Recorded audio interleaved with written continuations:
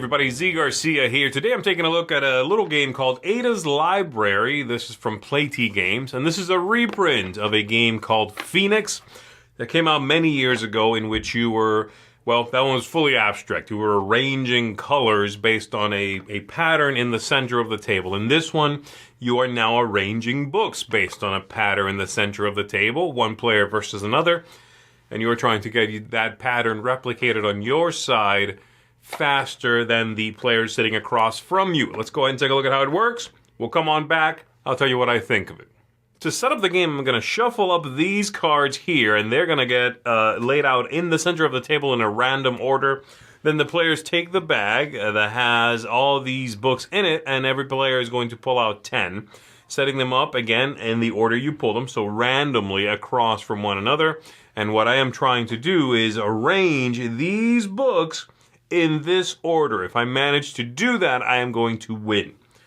The players then shuffle up this deck of cards, and everybody has a hand of 5 cards. On your turn, you are going to play or discard one of these, and then you are going to draw a new one. This continues again until someone wins the game. So what I am trying to do then is get this order replicated across here, organizing my, or Ada's library, I guess. I guess it's not mine. If there's a color I do not have, by the way, I can simply ignore it. So if I can get rid of this dark blue, because some cards will let me pass a book over to my opponent and take one from them, that'll be good, because then I don't have to worry about that. If I have a color that doesn't show up at all, I don't need to concern myself with it.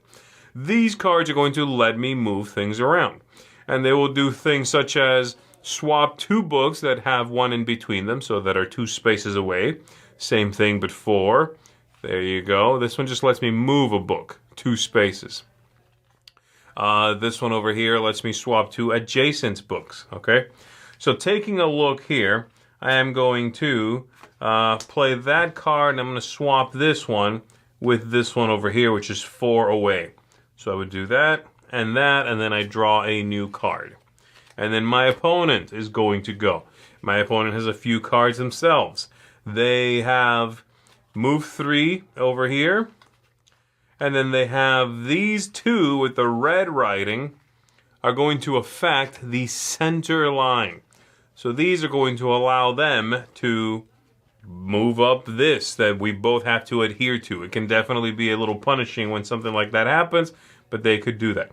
So perhaps they'll play this one here and change this brown with this gray, so that they've got something going over here already. And then again, they draw a replacement. This one sends a book to the end of the line.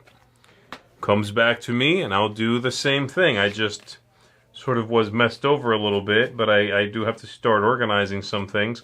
So maybe I'll go ahead and play that one and move this blue over to this way. Start grouping these lighter blues over here, send this yellow one way over there, trying to manipulate all of this. That's pretty much the game. You continue doing that until somebody wins, and you've seen most of the card types at this point, letting you move things.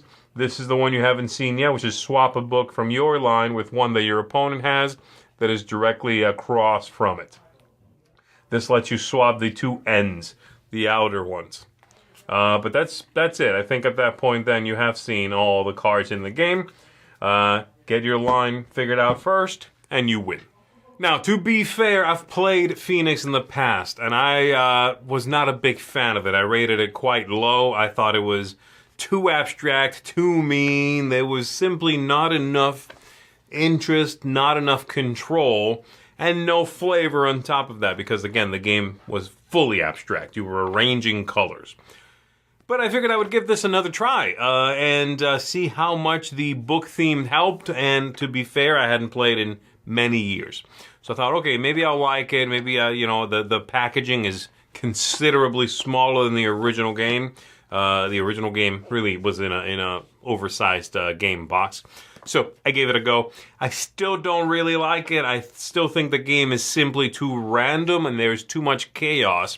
There's too much take that for something that feels like you should have control. Like, you should be able to manipulate what's going on. The random setup at the beginning where you randomly put out 10 books in front of you, your opponent does the same thing in front of themselves, could lead to incredibly different starting setups. I mean, I could be nearly there. It's possible. It could happen. You have to rearrange most of your line, and I need to move a few things. I'm just in a better spot than you are. And there are no rules to deal with that. The randomness of the cards, the fact that I can swap things that I have in front of me with you, or I can move the cards, the books in the center of the table, means that I could mess you up quite a bit.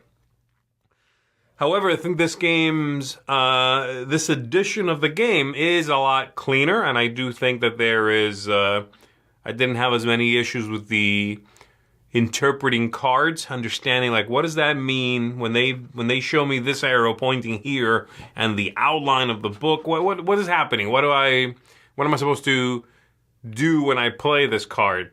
I think that was very, very clean. I like the new box packaging here. I think it's a lot better than it's been in the past, and I think having a little bit of a theme, kind of a cutesy, arrange magical books on a shelf idea is pleasant. I think it's not going to be a big difference. It's not going to suddenly make this a thematic game, but I think having something there to tie it to the real world is appreciated, for me anyway. So, I still would not recommend this game. I think it's dated and just does not feel like it gives you enough control. It's still getting rated higher than what I originally thought of Phoenix, but that's not much. It's not saying much because I rated Phoenix a 4. This is going to get a 5. I think it's slightly better. It's very, very average. You could perhaps play this with someone who loves Harry Potter and abstract games and maybe have a good time. Someone who does not care about having their well-laid plans, having spent 4 or 5 rounds arranging things to then have the other player go, oh, sorry, these books are actually in this order, and setting them back multiple turns. If someone who won't be bothered by that but will take it in stride, will be like, oh, you got me. That person, I think, perhaps is the target audience for something like this. For me, there's too much of that, too random, not enough control. It's pretty and small, and that is great, but that doesn't help enough. So there you go. That is Ada's Library, 5 out of 10 from me. And that's going to do it, folks, for this one. Thanks for tuning in and checking it out. I will see you on the next one.